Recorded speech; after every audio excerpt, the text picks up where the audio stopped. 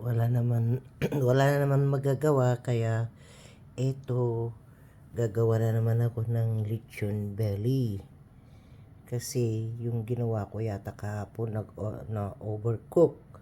Kaya uulitin ko na naman, gagawa ako. Ayan. Kaya papakita ko mamaya kung ano ang kalalabasan niya. Uli mamaya siguraduhin ko to na hindi na ma-overcook.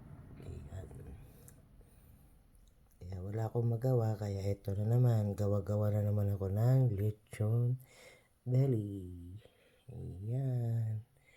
Nilagyan ko lang yan ng asin, guys.